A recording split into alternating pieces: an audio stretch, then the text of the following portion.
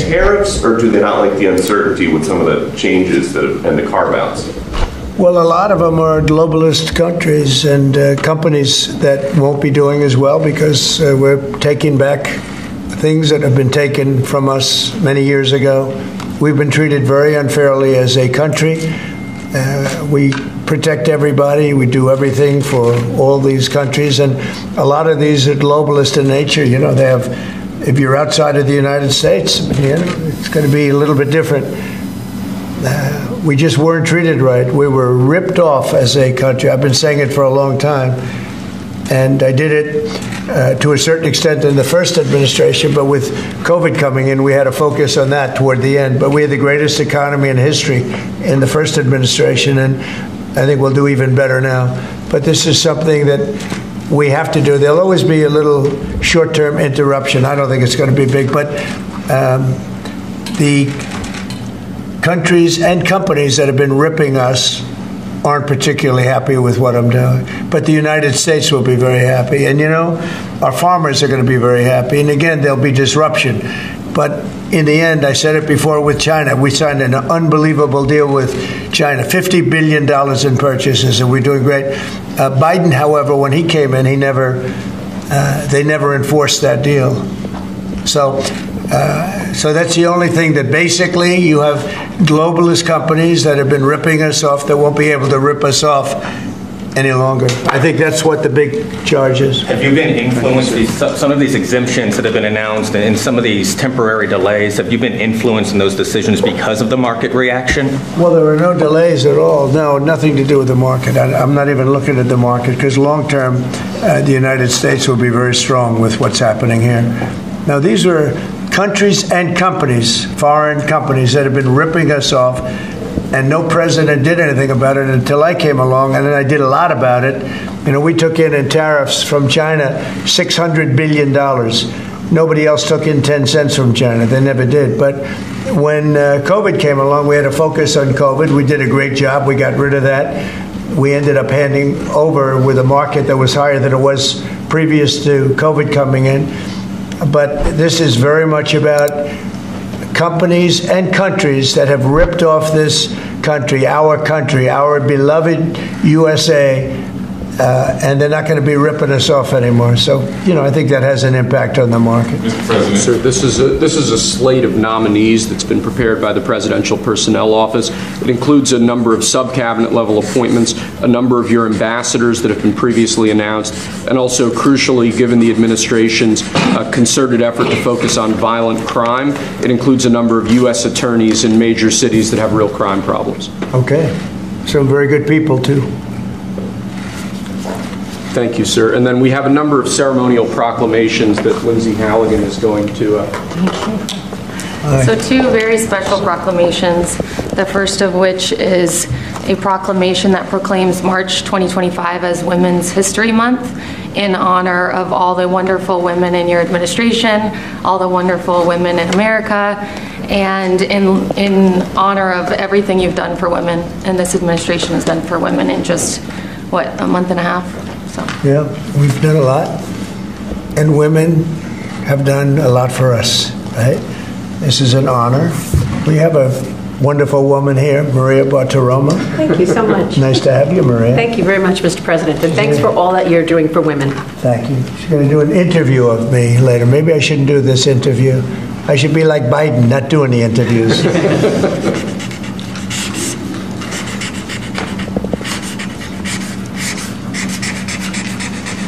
That's great. Women, we love you. We love you too, sir.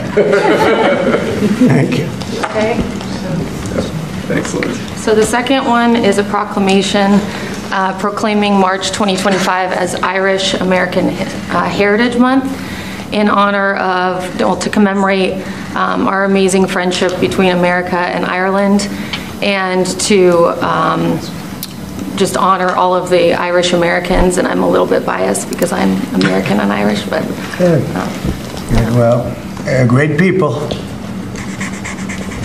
Great St. people. Patrick's Day is coming up as well. And they voted for me in heavy numbers, so I like them even more. You have to like it. You know, you're not supposed to, but You have to like that.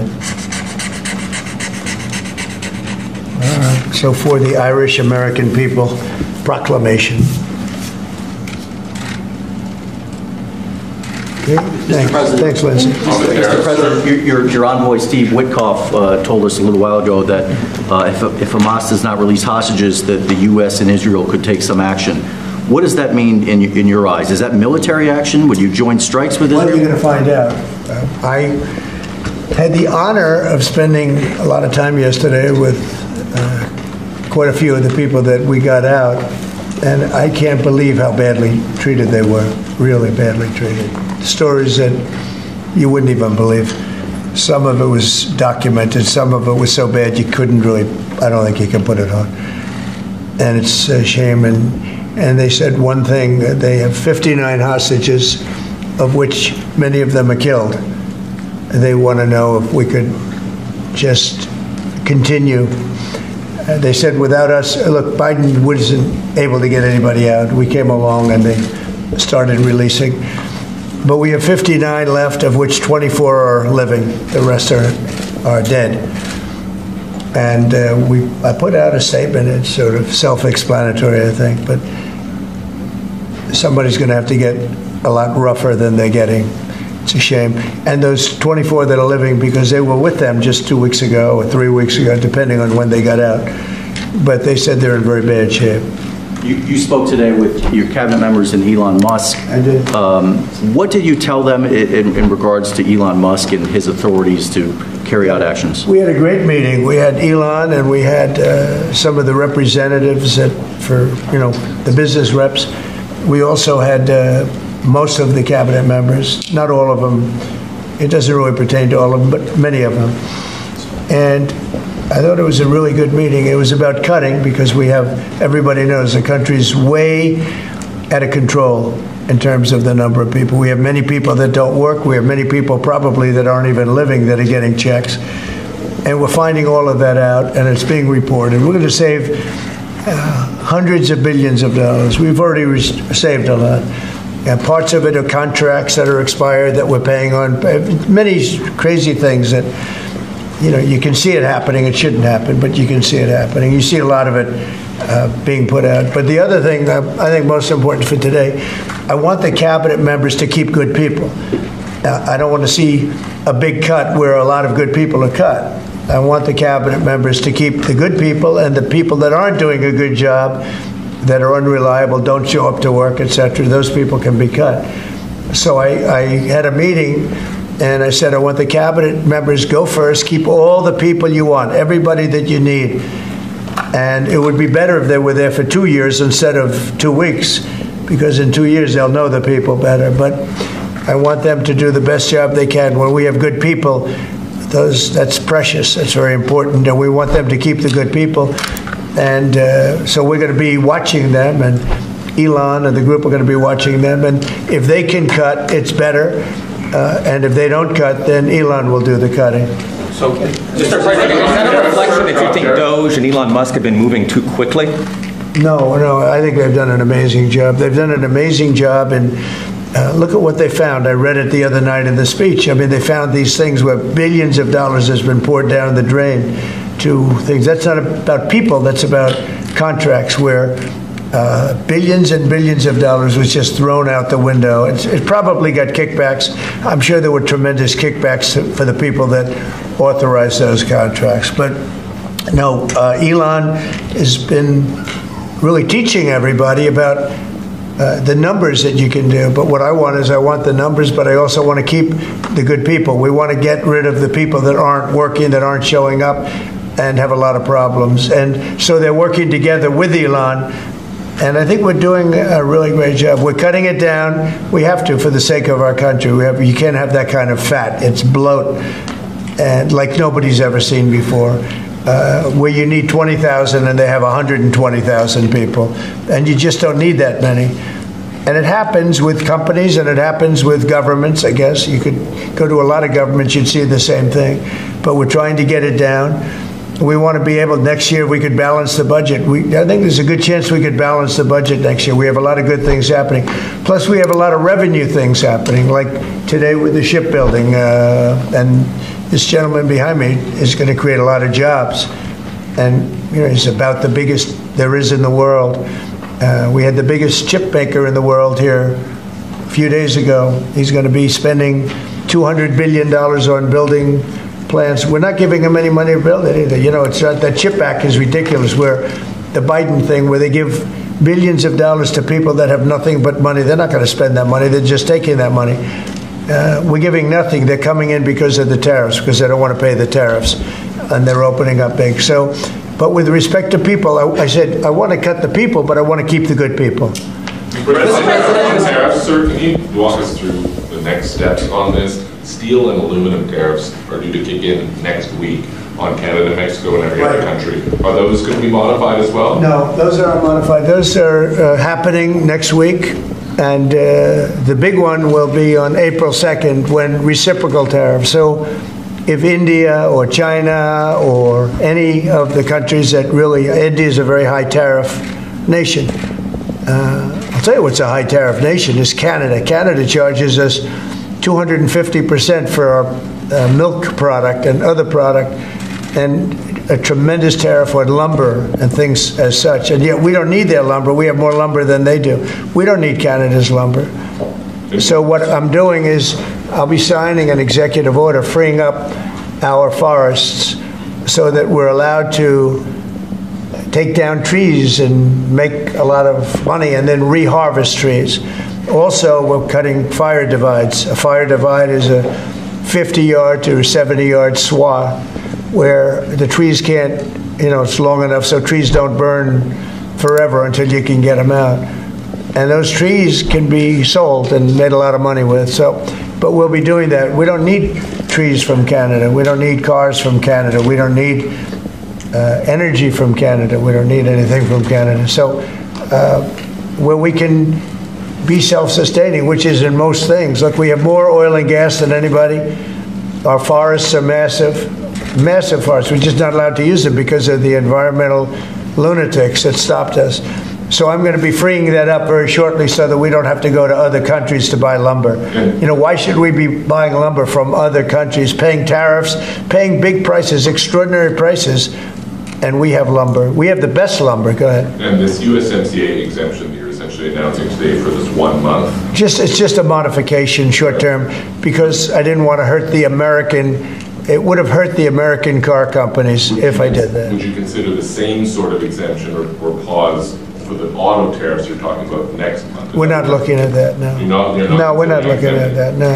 No. Are you revoking TPS for the Ukrainians who live here in the U.S.? What about it? Are you considering revoking the TPS status for the more than 200,000 Ukrainians who live here in the U.S.?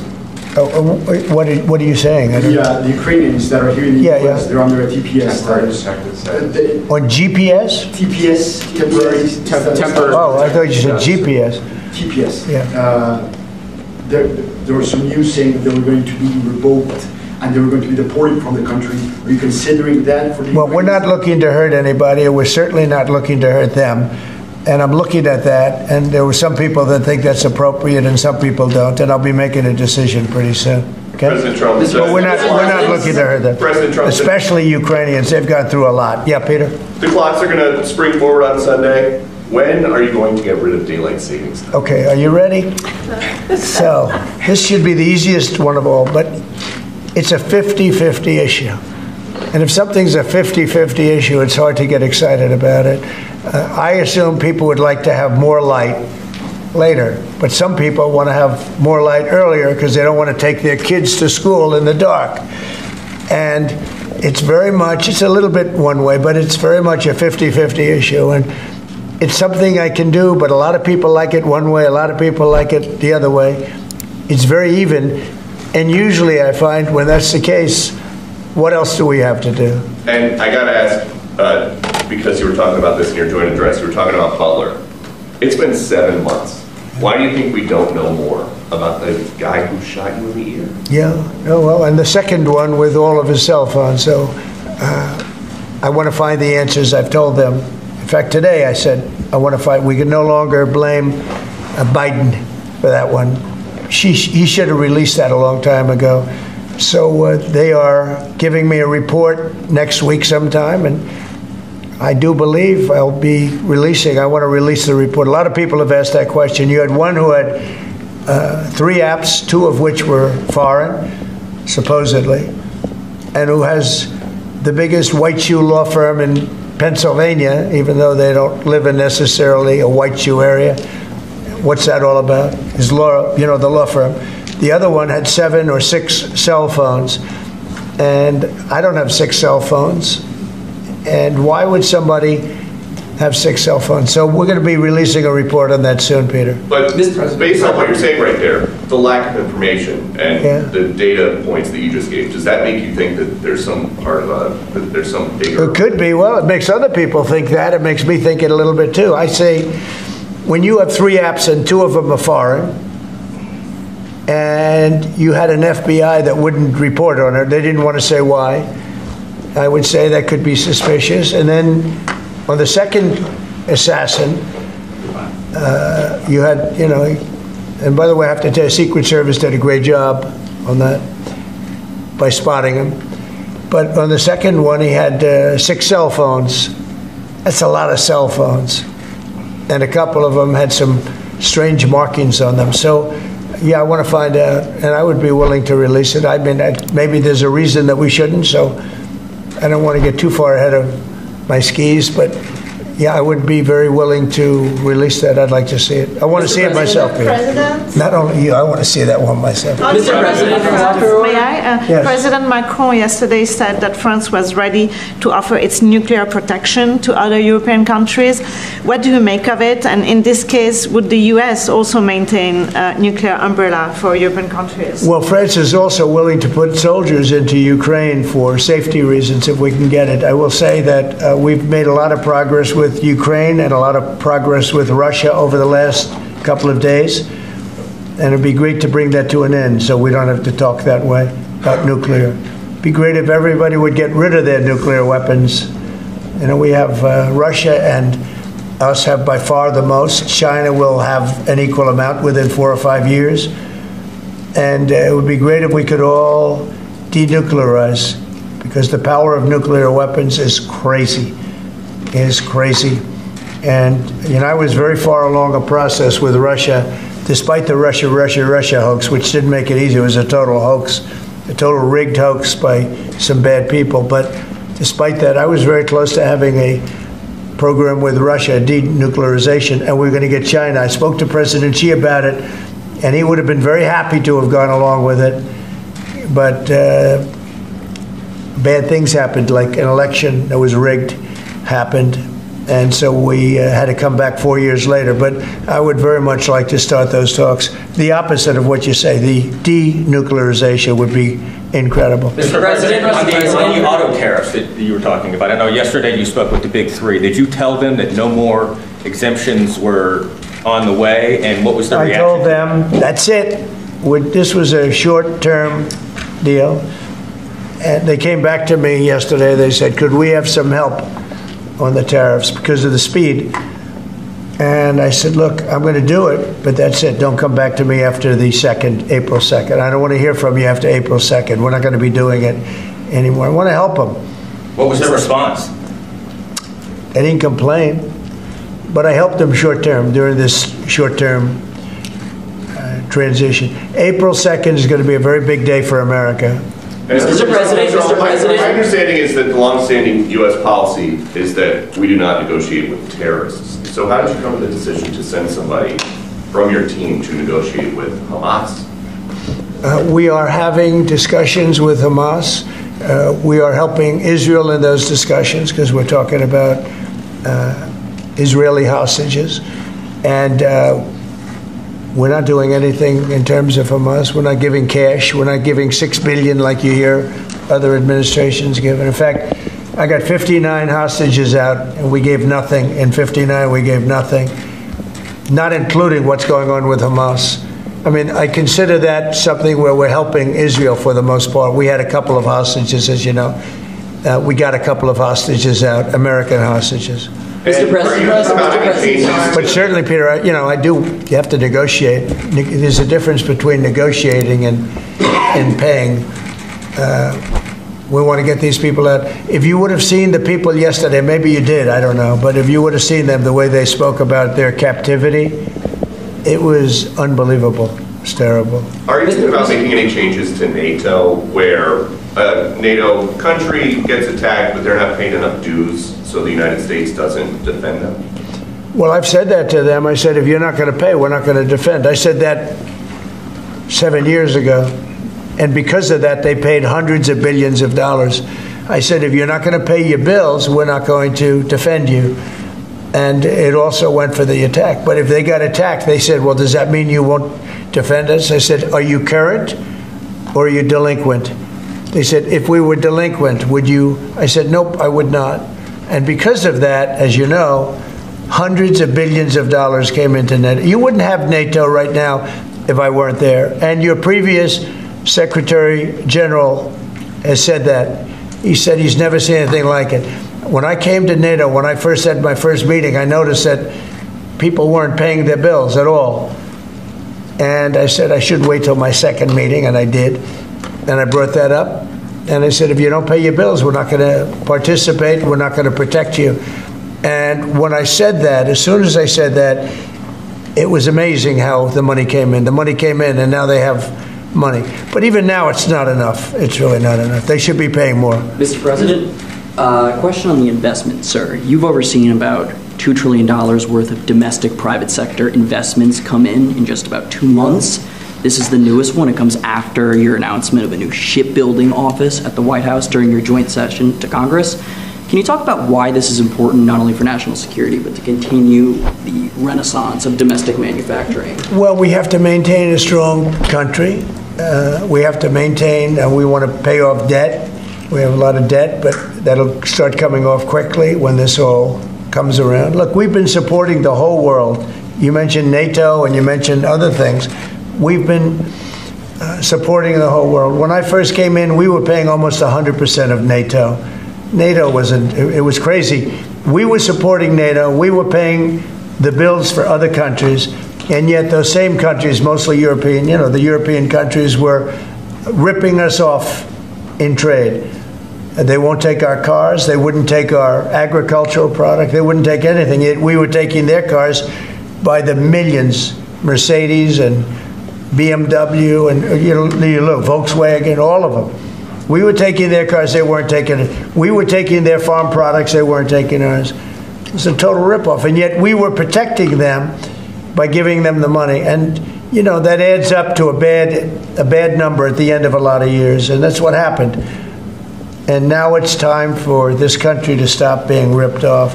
I had that done very much in the first administration, but then we had to focus on other things at the very end with COVID. But we had the greatest economy in history. We had the greatest economy in history. I think we're going to redo it here, but even better. And I wanted to do what we're doing now in the first term, but we had so many other things to do. We had to fix the border, which we did. We had to fix our military. We rebuilt our military. We completely rebuilt the military, only to watch Biden give so much of it away to Afghanistan, if you can believe it. It's not even believable. It's not even believable what he did. The damage that man did, or that administration did to this country is frankly not even believable. And in particular, allowing millions and millions of people to come into our country. Many of them were murderers and drug dealers and gang members and people from prison for very heinous crimes. For him to allow those people into our country, and now we're spending tremendous amounts of time and effort. Nikki and Tom Homan, who's doing an unbelievable job, but we shouldn't have to be spending anything on that. We had the safest border ever. Now we have actually, as you saw, the numbers just came out, where we have actually the lowest numbers in the history of our country. But we shouldn't have had to do that. What we're doing now is we're looking for murderers. Can you believe it? We're looking for murderers, because thousands of murderers, some about 50% killed more than one person. One killed 5 or 7. And we're looking for those people right now. We shouldn't have to be looking for President Trump, on Peter's question, are you going to make that policy, U.S. policy, that the U.S. wouldn't defend NATO countries that don't pay? Well, I think it's common sense, right? If they don't pay, I'm not going to defend them. No, I'm not going to defend them. I got into a lot of heat when I said that. You said, oh, he's violating NATO. And you know, the biggest problem I have with NATO, I really, I know the guys very well. They're friends of mine. But if the United States was in trouble, and we called them, we said, we got a problem. France, we got a problem. A couple of others I won't mention. Do you think they're going to come and protect us? They're supposed to. I'm not so sure. So with Japan, with Japan we have a deal, which is a very interesting one. And I love Japan. We have a great relationship with Japan, but we have an interesting deal with Japan that we have to protect them, but they don't have to protect us. Do you know that? That's the way the deal reads. We have to protect Japan. And by the way, they make a fortune with us economically. There's another case. But we have to protect Japan, but under no circumstances do they have to protect us. I actually ask, who makes these deals? Yeah, Peter? Well, so why stay in NATO at all? I view NATO as potentially good, but you gotta get some good thinking in NATO. It's very unfair what's been happening. Until I came along, we were paying close to 100% of NATO. So think of it, we're paying 100% of their military, and they're screwing us on trade. And when Zelensky inevitably comes back to the White House, what do you expect from him? And do you think you'll see him in a necktie? Well, I think what's going to happen is Ukraine wants to make a deal because I don't think they have a choice.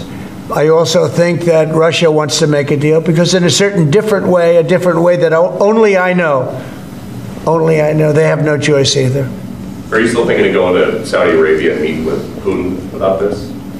I don't know. I can't tell you. I'm going to Saudi Arabia. Mr. President, I've made a deal with Saudi Arabia because normally you'd go to UK first, and last time I went to Saudi Arabia, they put up $450 billion. You know that, right?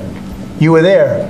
We had American companies that took in $450 billion. I said, well, this time they've gotten richer. We've all gotten older. So I said, I'll go if you pay $1 trillion to American companies, meaning the purchase over a 4-year period of $1 trillion. And they've agreed to do that. So I'm going to be going there, and I have a great relationship with them. And they've been very nice, but they're going to be spending a lot of money to American companies for buying military equipment and a lot of other things. Is that a trip in the near future? Probably over the next month and a half. Yeah. Mr. President, you told us a couple weeks ago that you were looking to speak with President Xi of China. That hasn't happened. How come, and what are you waiting for? I have spoken to him, yeah. Since that last phone call? I don't want to say that, but I have spoken to him. Yeah, please. Yeah, Mr. President, I have a great relationship with President Xi. But you've spoken to him. It was hurt because of COVID. Thank you, Mr. That's why I don't call it the China virus anymore. He said, please don't call it the China virus. But to be clear, you've spoken to him since January 17th? I don't want to say that, but I have spoken to him. Thank you, Mr. And President. I speak to him a lot. Regarding this executive order you signed revoking security clearances at Perkins Coie, do you think there should be more steps like this to be taken against other people involved in the Russia collusion? I do, but that's going to be up ultimately to the Attorney General and various other people. Absolutely. Just as a follow-up, the other night, we saw Democrats' behavior during your joint address to Congress. Yeah. Do you think it shows just how out of touch they are with the American people, especially given that 79%, according to a CBS poll, approved of your I love this guy. Who are you with? My name's Nick Gilbertson with Breitbart News. I see. I really liked your questions. Thank you very much, Mr. Sir, regarding the executive order... The answer is just, Nick, just to, and I know your name very well. Good job, you do. Thank you. Yeah, the answer is I thought it was very embarrassing for the Democrats what happened the other night. And that's not said for any other reason other than it's obvious, it's fact. Even CNN fake news said that. They came out and they said it. And worse than CNN is MSDNC, which is the worst. And the good news is very few people watch them anymore. They have lost such credibility. And frankly, what Nicole Wallace said, I've never been a fan of hers, and she's not very talented. But I'll tell you, what she said the other day about that young man is disgraceful. She should be forced to resign. And Rachel Maddow should be forced to resign. Nobody watches her anyway. I don't know if it's not possible they pay her as much money as I hear, but certainly she's lost all credibility, both of them. But what they said the other day, they should be forced to resign about that young person who is suffering greatly. Thank you, Nick. Will you extend, if a TikTok deal is not made on the timeline you gave, will you extend that? Probably, yeah. You will? Okay. I think, look, we have a lot of interest in TikTok. And China is going to play a role, and so hopefully China will approve of the deal. But they're going to play a role. But we have a lot of interest in TikTok. How long would you extend it, and how close are you to it? Well, we'll see. But if I need, right now we have at least another month, so we don't need an extension. But if I needed an extension, I'd probably get it extended. Yeah, Mr. President, regarding the executive orders, there was talk that you might sign one winding down the education department. Which department? The education department. Are you having second thoughts on that? No. I want to bring the schools. I want to bring the schools back to the states. And I've said it 100 times. We're ranked at the bottom of the list, and yet we spend more. We're ranked #1 for cost per student. We're ranked at the bottom of the list in education, and I know if I bring it back to Iowa, Indiana, Idaho, all these great states, I think I could say 40 states, I want to bring it back. 10 states won't be perfect. 5 states will be probably not so good. But they will be every bit as good as Norway and Denmark and Sweden and all of the states that are rated at the top. If you tell me about Indiana and some of these great states that run really well, Iowa, you tell me about those states, and if they run their own education, they're going to do a lot better than somebody sitting in Washington, D.C. that couldn't care less about the pupils out in the Midwest. When do you think that might be signed then? When would you sign that order? Well, I want to just do it. I mean, we're starting the process. We're trying to get the schools back into the states. Let the states run the schools. And I'll tell you, you'll see something, it's going to blow your mind. It'll be run so well. The school system. And I also believe in school choice, but that will take care of itself. A follow-up to that, Mr. President. If the education department were eliminated, how would you see sort of what department, what agency would handle student loans and the other types of federal grants? That would be brought into either Treasury or Small Business Administration or Commerce. And we've actually had that discussion today. I don't think the education should be handling the loans. That's not their business. I think it'll be brought into small business maybe. Kelly really liked it and really would like to do it.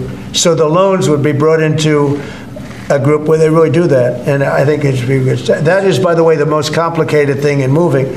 But it's very simple if you do that. And the same for like federal grants? Rejected your plan to move out more than 2 million people out of Gaza.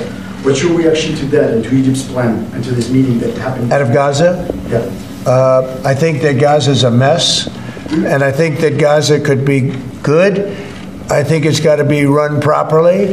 But right now, Gaza is an absolute mess, and it has been for many, many years and decades. Yeah, Peter, did you have one more? I did, yeah. They have these 2 Starliner astronauts stuck in space for 8 months. Have you spoken to them? They left them alone. Biden left them up there. And what do you know about that? I know everything about it. I said, we have 2 astronauts that are stuck in space.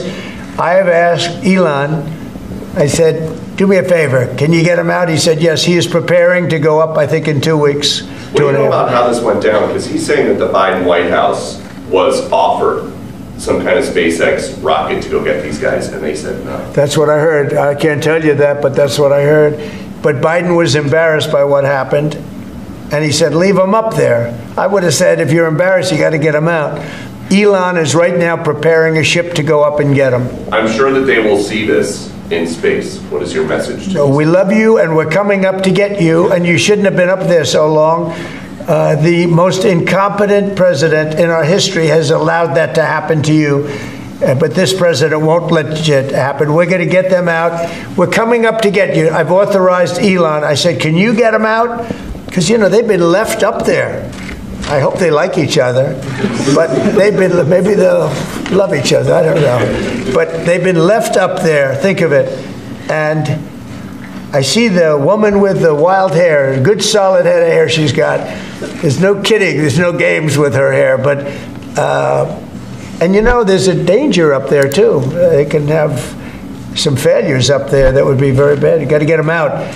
So I've authorized Elon a week ago. I said, we have two people up there that Biden and Kamala left up there, and he knows it very well. I said, are you equipped to get him? He said, yeah, he's got a Starship, and they're preparing it right now. And so Elon is going to go up and get him. Should I go on that journey just to be on the ship when we stop? If that's an option, yes. I should do it. Oh, that's terrible. I thought he liked me. I thought he liked me. I thought, Maria, should I do it? Well, you should then come. Stay here. Maria likes me better. President Trump, you should then come back from space. Well, when they come back, I'll greet them. How about that? No, we're going to get them out. I've authorized Elon Musk to go and get them, and he's prepared to do so. Mr. President, what are you making of the market sell-off this week? I think it's globalists that see how rich our country's going to be, and they don't like it. There's a big market out there. But again, they've been ripping off this country for years, and they're going to do great. Everyone's going to do great, but we can't let this continue to happen to America. Otherwise, we're not going to have a country any longer. Thank you very much, everybody. Thank you, sir. Thank you very much. Great.